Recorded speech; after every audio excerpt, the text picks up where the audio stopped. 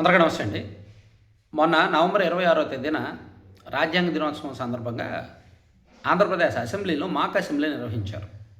175 నియోజకవర్గాల నుంచి కూడా పిల్లలు 6వ తరగతి నుంచి 8వ తరగతి 9వ తరగతి చదువుతున్న పిల్లలు మాక్ అసెంబ్లీకి హాజరయ్యారు. ఇది సాధారణంగా పిల్లలు ఏదైనా ఇటువంటి ప్రోగ్రాం నిర్వహిస్తే ప్రజలు ఎవరు పట్టించుకోరు. కానీ మాక్ అసెంబ్లీ మాత్రం జనంలోకి విపరీతంగా విస్తృతంగా వెళ్ళింది. దానికి కారణం ఏంటంటే అది వాస్తవానికి దగ్గరగా ఉండే చర్చ జరిగింది. స్పీకర్ ఎన్నిక మొదలుకొని 0 అవర్ ప్రశ్నోత్తరాలు, బిల్లు ఆమోదించడం. బిల్లు ఆమోదం సందర్భంగా అధికార విపక్షాల మధ్య మాటల యుద్ధం, ప్రశ్నోత్తరాల సందర్భంగా అధికార విపక్షాల మధ్య మాటల యుద్ధం, అందులో మార్షల్స్ రావడం, ప్రతిపక్ష సభ్యుల వాదన బలంగా ఉండడం. ఇవన్నీ కూడా వాస్తవానికి దగ్గరగా ఉన్నాయి. నిజంగా అసెంబ్లీ అంటే ఇలా ఉంటుందా అనేటట్టే ఉంది. నిజమే, 2014 ముందు అసెంబ్లీ అంటే అలాగే ఉండేది. కానీ తర్వాత అసెంబ్లీ అంటే మారిపోయింది. ఎందుకంటే బలహీనమైన ప్రతిపక్షాలు ఉన్న కారణంగా 2019 నుంచి 2024 మధ్య బలహీనమైన ప్రతిపక్షం, సీనియారిటీ ఉన్నప్పటికీ అధికార పక్షం మందబలం ఎక్కువైన కారణంగా సరైన చర్చ జరగల. ఇక 2024 నుంచి అయితే అసలు అసెంబ్లీలో మొత్తం భజన పొగడ్తలే తప్ప ప్రతిపక్షం వాళ్ళు రావట్లేదు. వాళ్ళకు ప్రతిపక్ష నేత హోదా ఇస్తేనే వస్తామని చెప్పి తప్పించుకుంటున్నారు, అసెంబ్లీకి రావట్లేదు.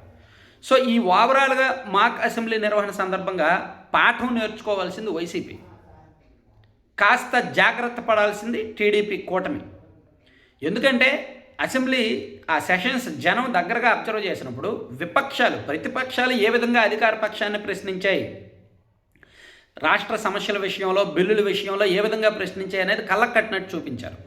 కానీ వాస్తవం చూస్తే మన రాష్ట్రంలో ప్రతిపక్షం లేదు.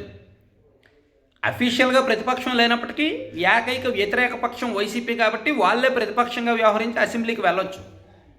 ఇప్పుడు జగన్మోహన్ రెడ్డి గారు పులివెందుల్లో పర్యటిస్తున్నారు, అరటి రైతుల సమస్యలు లేవనెత్తుతున్నారు.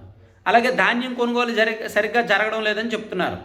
మొక్కజొన్న రైతులు, పత్తి రైతులు, గతంలో మామిడి రైతులు, పొగాకు రైతులు. ఇలా ఈ కూటమి ప్రభుత్వం అధికారంలోకి వచ్చిన తర్వాత ఉల్లి, టమాటా, మామిడి, పొగాకు, పత్తి, మొక్కజొన్న, వరి ఏ రైతులు కూడా నిజంగా క్షేమంగా అయితే లేరు. వాళ్ళకి నిజంగా గిట్టుబాటు ధర అందట్లేదు, చాలా ఇబ్బందులు పడుతున్నారు. ఇది ఏదో ఒక స్క్రిప్టెడ్ ప్రింట్ ఒకటి తెచ్చుకొని, ఒక 2-3 పేపర్లు తెచ్చుకొని, మనకి అనుకూలమైన మీడియా ఛానళ్ళు పిలుచుకొని వాళ్ళ ముందు మాట్లాడితే ఉపయోగం ఉండదు. వీలైతే అన్ని మీడియాలని పిలిపించుకొని మాట్లాడి వ్యతిరేక మీడియాల నుంచి క్వశ్చన్స్ కూడా ఎదుర్కొని సమాధానం చెప్పాలి, ఫస్ట్ ఆప్షన్. కానీ బెస్ట్ ఆప్షన్ ఏంటంటే అసెంబ్లీకి వెళ్ళాలి.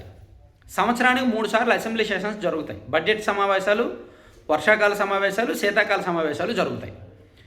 ఈ 3 సమావేశాల్లో సందర్భంగా కూడా అసెంబ్లీకి వెళ్ళి అప్పుడు ట్రెండింగ్లో ఉన్న కీలకమైన అంశాలలో విషయంలో ప్రభుత్వాన్ని నిలదీస్తే మంచిది. ప్రతిపక్షానికి ఆయువు పట్టు అసెంబ్లీ.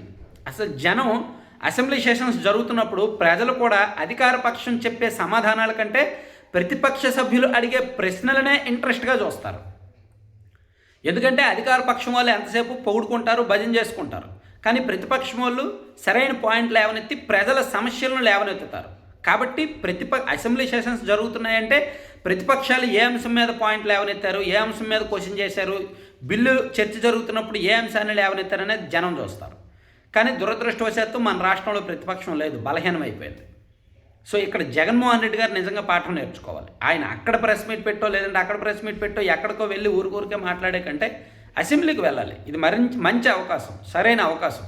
అసెంబ్లీకి వెళ్ళి మాట్లాడితేనే మొత్తం అన్ని వర్గాలకు దగ్గర అవుద్దనమాట. కానీ అది మిస్ అవుతున్నారు. ఆ ఇంపార్టెంట్ స్టెప్ మిస్ అయ్యి మిగిలిన పనికిమాలిన వ్యవహారాలన్నీ చేస్తున్నారనమాట.